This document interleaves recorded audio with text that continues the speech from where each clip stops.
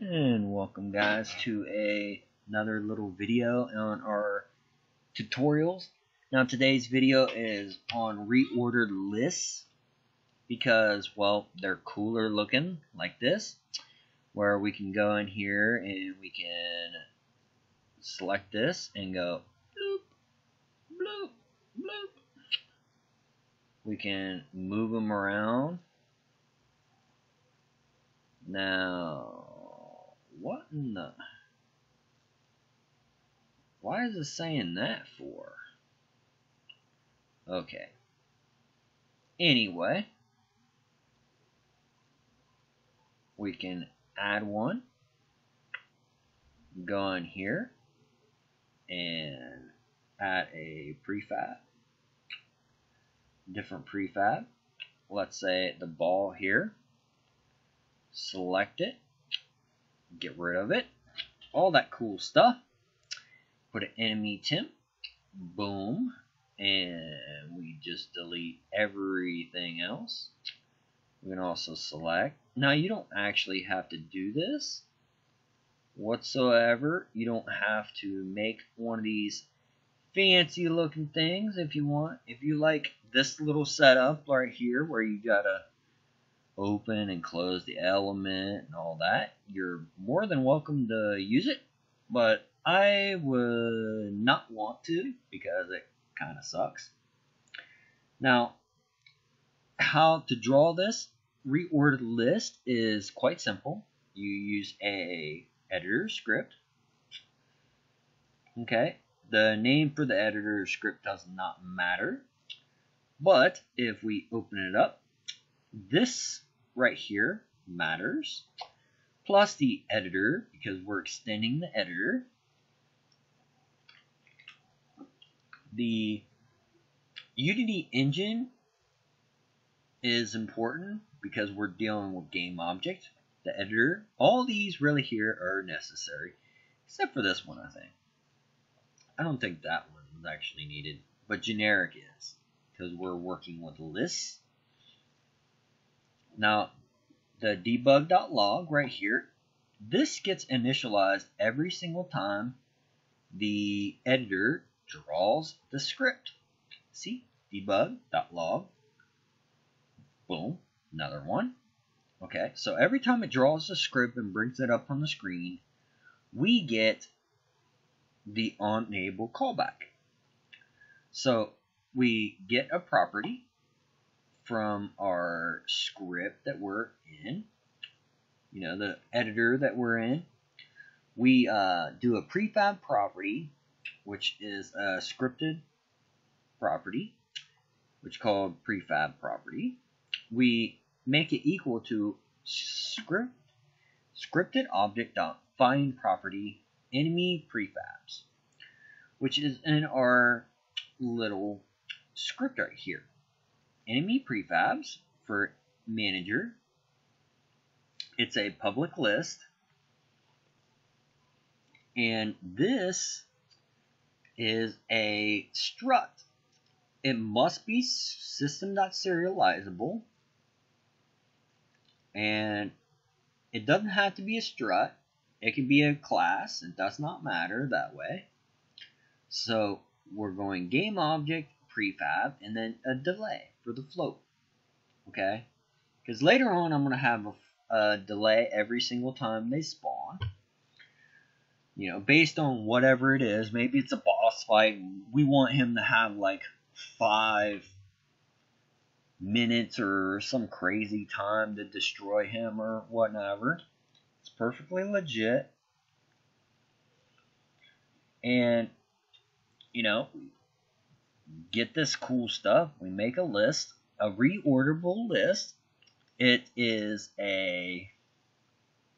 well, the thing is, the list isn't initialized in a form that you're used to. Like, you know, down here, you know how you go down here, list, new list, blah. It doesn't work like that for that. You have just a regular thing, okay, and then a scripted property.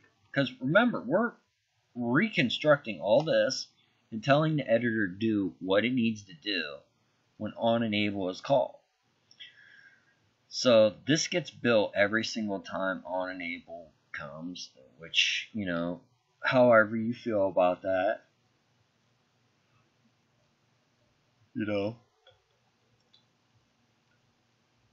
So we get our scripted object, and then we find the property.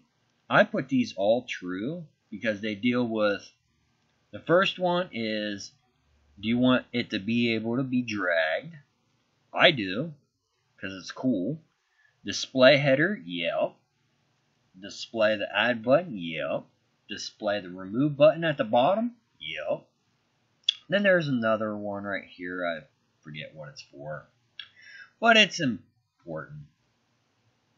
They're all important. Dun dun dun dun. Okay, so let's go to this function right here. Draw editor element callback. And it says build GUI. Well,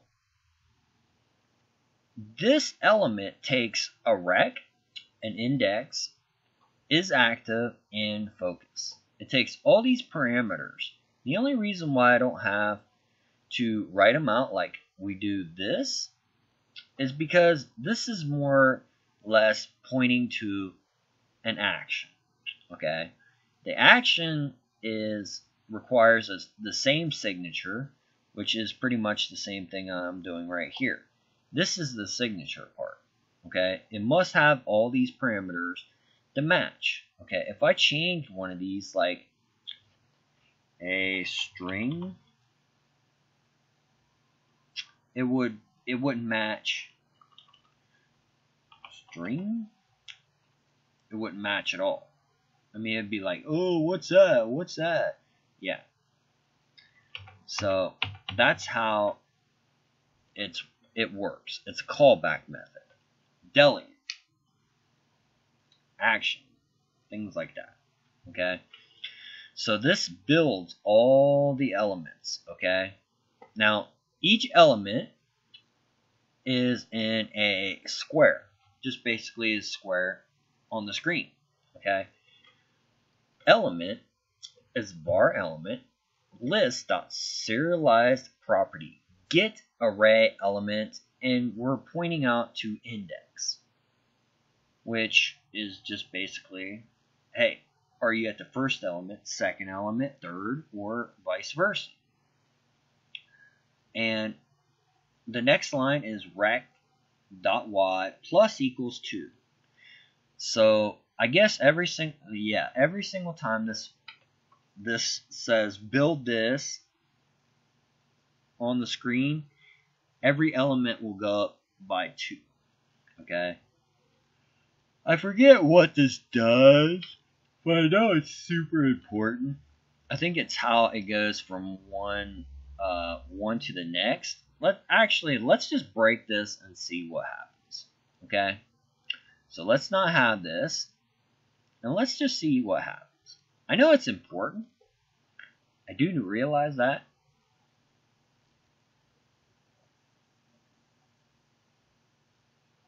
And there's the decompile. So, what, you don't actually do anything? Thought you did. Huh. Well, that's interesting. Yeah. Just called me a liar. Well, that's okay, because I know it's there for a reason. So I'm keeping it. So, for whatever reason, I remember having that. Okay. And how you draw the little properties inside the window right here, like this, is through an intermediate coded-based GUI system. It's not drug. It's not like something simple like you're probably used to in the window right here. It's code-based. So you got to draw a square, and then the X, Y, Z, all that stuff, you got to draw it like per pixel on there. So property field, it needs a rectangle. Okay, then you got to give it floating numbers, floats, which is a rect. Okay, rect X, Y, and then I gave it 300 pixels. Well, the thing about this is running on a single line, okay? It's not going to go downward, all right? So the single line in this cycle is all 1, all right? We find the relative property of prefab. We have no GUI content. I had something in here, but it was just a string and stuff. It wasn't that important. But I had it. It's part of the overload. I'm pretty sure you actually have to have this, or it breaks it, because it's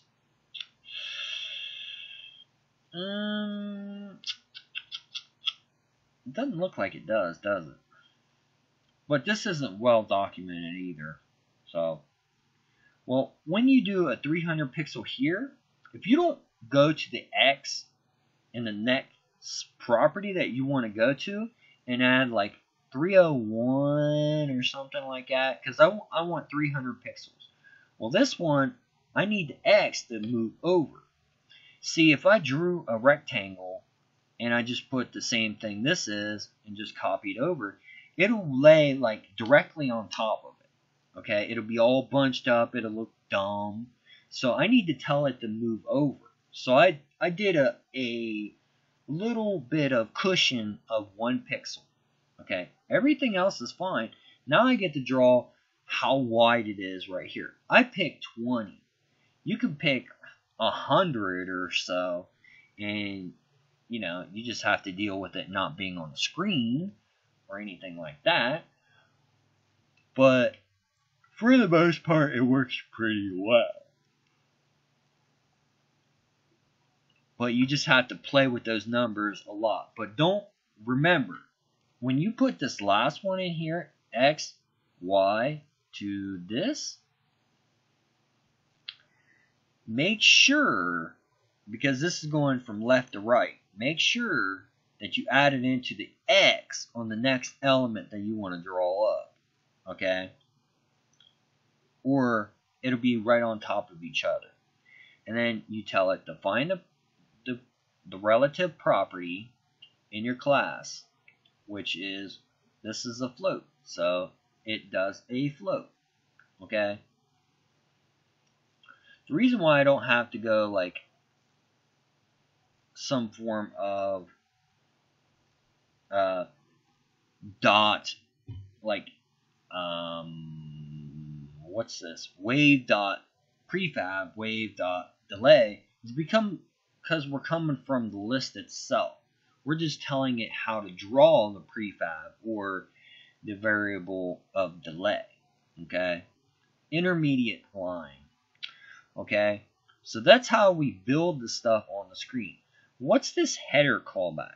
Well, this header callback is this right here. The enemy prefab, this right here. That's it. That's all it is. And what it does is just go down here, build title. It requires a rect. Okay, so we give it a rect.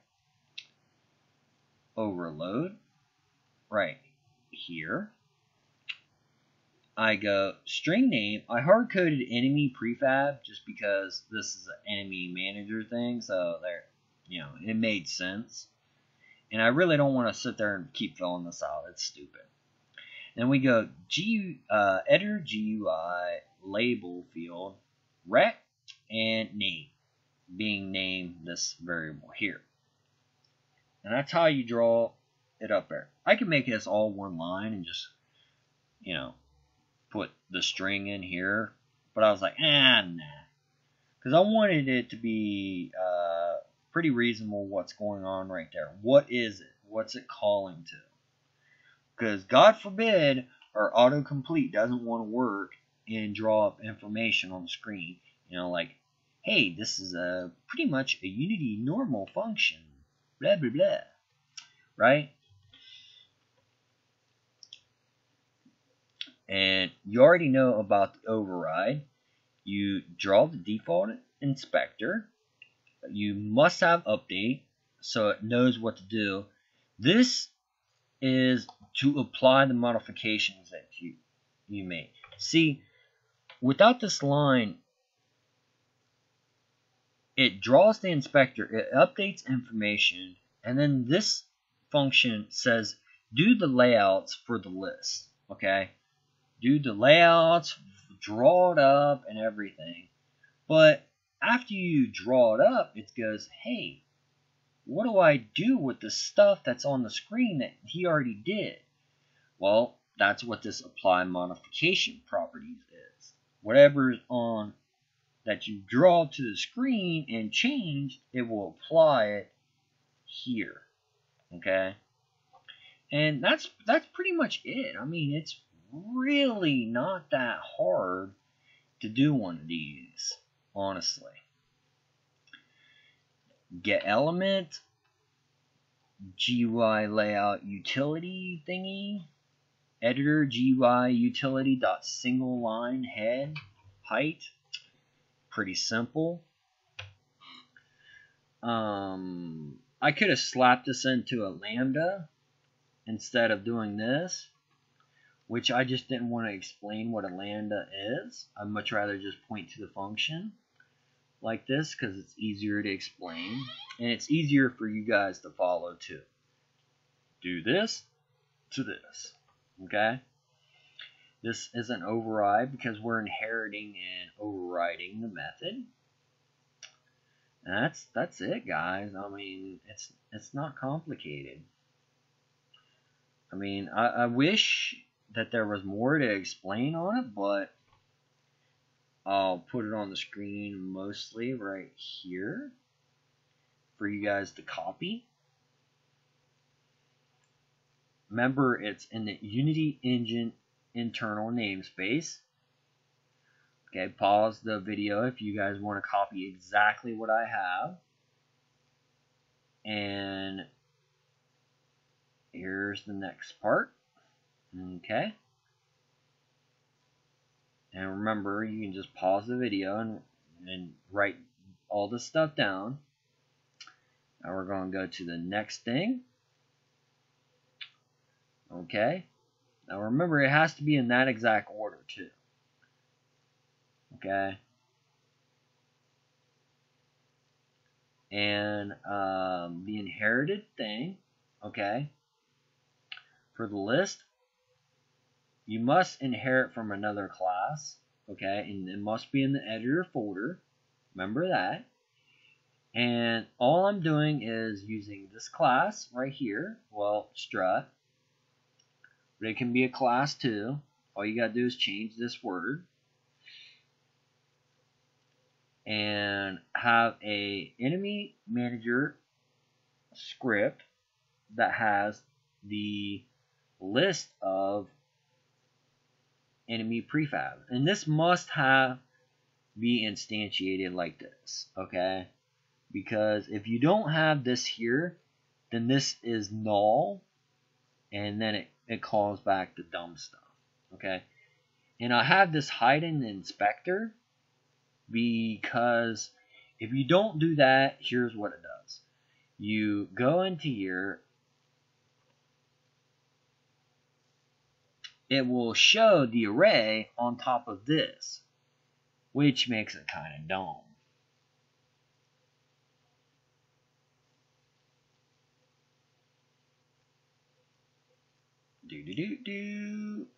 See? There you go. And I get all the stuff in elements like that. That's dumb. So I just hide in the inspector. Boom. Done. Now you could, if you really wanted to, if yours was simple like this and everything, and you didn't have anything in there except the list that just shows like we do, then guess what? You could go in here, you could go, don't draw the default inspector. And this wouldn't even matter. It wouldn't even matter. Ooh, I got that spawner deal, don't I? I don't think it wouldn't matter. It just, yeah, it does matter on that part. But like I said, that's how you can get around that stuff. It must be public as well, the list, because due to this script trying to access it, your editor script trying to access it, but later on in the game, if you're not publicly using it like that, you could always, due to it being an editor script, you can actually just completely just delete this script, the editor script, and then put it private later on when you go to shove it out to a game or whatever. But in the meantime, if you really just didn't want anything, you could always put this back to a mono behavior, I believe, and then it will just ignore everything. I do believe. No, it'll throw errors. Yeah. Editor. That's so terrible.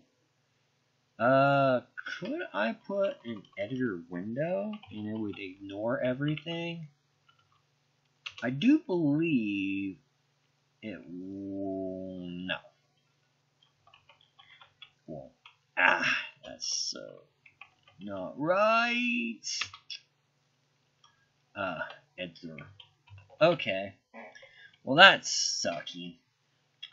But anyway, that's all I have for you guys today.